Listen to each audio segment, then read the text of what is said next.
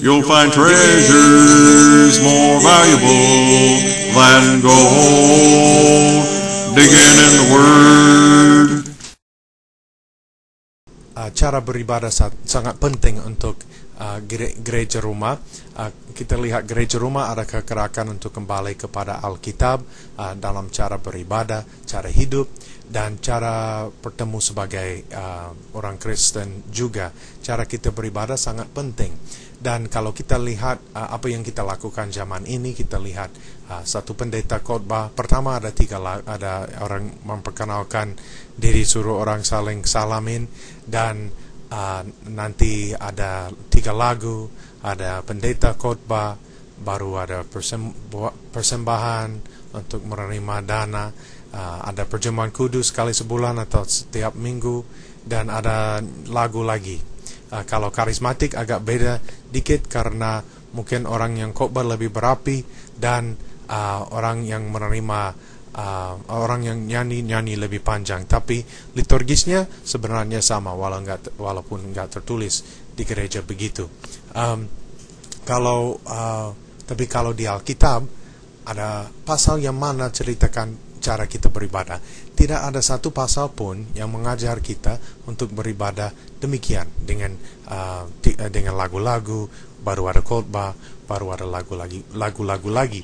Ada satu pasal yang sangat panjang mengenai cara beribadah, dan di dalamnya Paulus menghadapi masalah dengan karunia bahasa roh dan karunia menafsirkan bahasa roh, dan dia menekankan karunia bernubuatan. Tapi kalau kita baca di 1 Korintus 14 ayat 26, kita lihat bahwa setiap saudara di sana bermazmur, berbahasa roh, menafsirkan bahasa roh, ada penyataan Allah atau pengajaran, dan Paulus suruh mereka lakukan semua ini untuk membangun. Lalu itu 1 Korintus 14 ayat 26. Kalau kita lihat di sana, bukan di pasal itu tidak ada kata pendeta di sana. Sebenarnya nggak ada kata pendeta di Alkitab. Tidak ada kata penatua pun. Tiap saudara di ibadah itu yang punya karunia roh untuk lakukan hal-hal itu, dia pakai karunianya di ibadah itu. Dan Paulus dia menceritakan cara untuk nabi-nabi bicara, bukan satu orang bernubuat di satu ibadah, tetapi nabi-nabi bicara 2 atau 3 atau 2 atau 3 nabi bicara, dan yang lain menganggapi apa yang mereka bilang. Tetapi kalau ada orang duduk di sana dapat penyataan, orang yang bernubuat harus diambil, dia bisa bernubuat karena saudara semua boleh bernubuat seorang demi seorang. Lalu semua orang boleh bernubuat. Ada ayat yang lain di pasal itu di mana Paulus ceritakan bahwa semua orang boleh bernubuat di ibadah. Terus semua orang boleh melayani dan di ibadah Kristen yang tersebut. 1 Korintus 12 mengajar kita tentang karunia roh. 1 Korintus 13 mengajar kita bahwa kita harus pakai karunia roh dalam kasih, dan 1 Korintus 14 mengajar kita bahwa kita harus pakai karunia roh itu dalam ibadah, dan ceritakan cara untuk kita pakai karunia roh itu untuk saling membangun.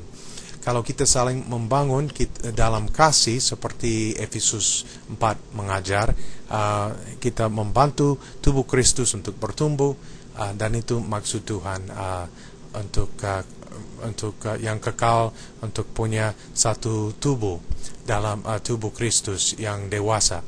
Allah juga ada keinginan untuk mendewasakan satu pengantin untuk Kristus, dan dari ibadah ini kita bisa saling mendorong dan saling membangun biar kita sebagai pengantin Kristus jadi dewasa. Terus kita lakukan ini untuk Tuhan waktu kita saling membangun di ibadah itu. Kalau dengan tradisi sekarang di mana ada satu pendeta yang khotbah dan bagian tubuh Kristus yang lain tidak saling melayani, kita kurang bisa bertumbuh dalam karunia roh kita, kecuali pendetanya dan beberapa orang mungkin worship leadernya. dia boleh pakai karunia-Nya, tapi orang lain agak kurang boleh. Walaupun di gereja karismatik atau Pentakosta bisa jadi orang berbahasa roh, menafsirkan bahasa roh boleh melayani, tapi ada orang dengan karunia pengajaran yang tidak boleh melayani di ibadah itu karena sudah ada satu khotbahan. Tapi tidak ada pengajaran di Alkitab bahwa harus ada satu khotbahan. Kita lihat di 1 Korintus 14 ayat 26 bahwa setiap saudara itu punya pengajaran, terus bukan satu orang saja yang boleh bicara di ibadah. Dan ini sangat penting untuk gereja rumah, apalagi di gereja yang kecil yang begini, orangnya harus lakukan sesuatu untuk ibadah. Dan ini ada berkaitan juga dengan meluaskan Injil dan penanaman gereja, karena kalau kita baca di Kisah Para Rasul 13, kita lihat sesuatu yang menarik. Di Kisah Para Rasul yang 13 dan 14, Roh Kudus suruh 7 orang itu yang melayani kepada Tuhan, yang nabi dan pengajar, ada 7 kalau nggak salah, untuk mengkhususkan 2 orang dari antara mereka, Saulus dan Barnabas, untuk tugas yang untuk dan untuk itu mereka dipanggil.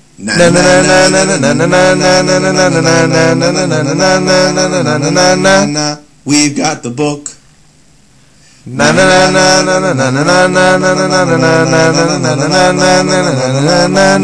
We've got the book.